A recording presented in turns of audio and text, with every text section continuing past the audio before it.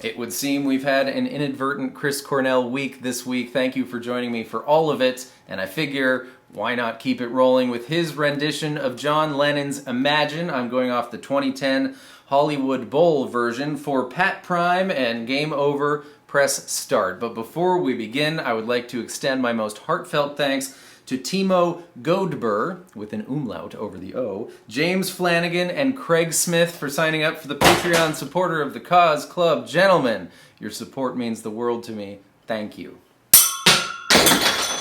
And if you'd like to find out what that's all about, the link, of course, will be in the description.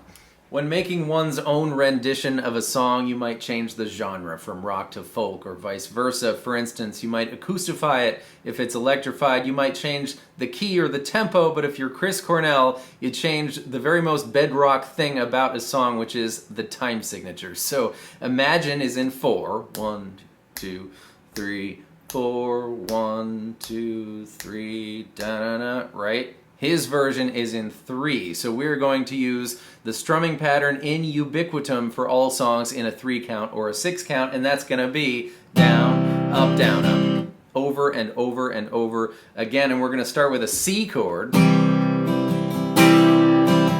measures, assuming we're counting 3, not 6 of that, and then we're going to switch to an F major 7. The only thing you need to do here is your middle finger's going down 1 string, and your ring finger's going down 1 string.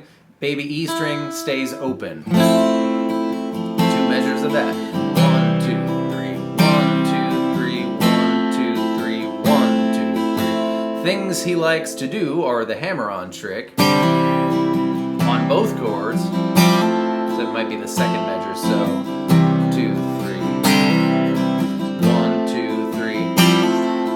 The take the middle finger off in the second half of the second measure trick on the F chord, makes it a nice transition back to C. And the other thing he likes to do is slide that F major 7 shape up 2 frets to a G position for the verse.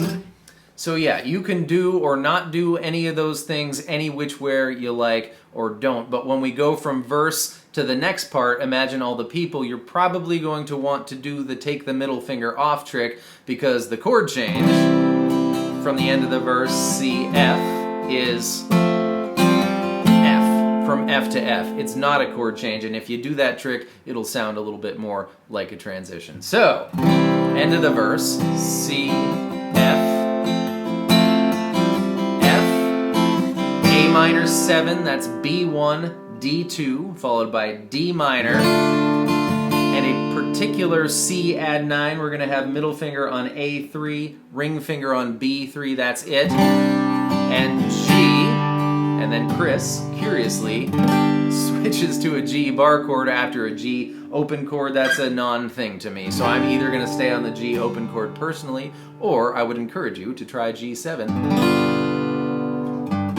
Does not happen in this song. Okay, so E3, A2, and baby E1. One more time, end of the verse. C, F major 7.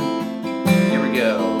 F, A minor 7, D minor, C add 9, G.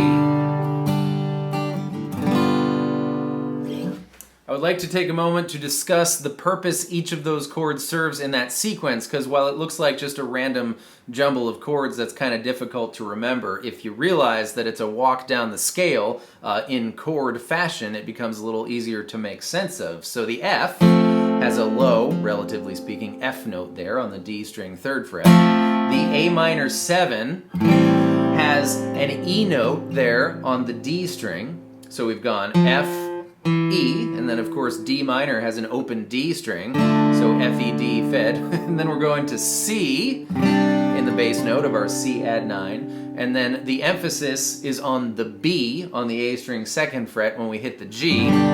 So what you're hearing in literal sort of fashion here visually is F, E, D, C, B, and then you can think of it that way, and then at least it makes some sort of sense in your head, right?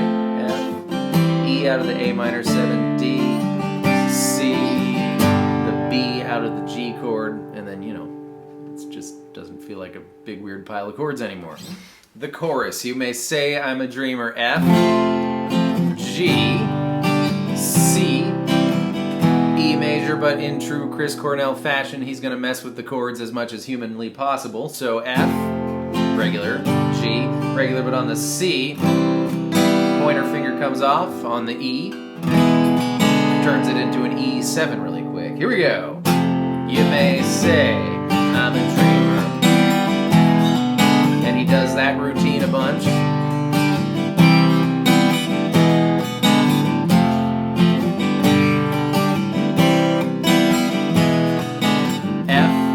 F minor, get rid of your middle finger, will live as 1.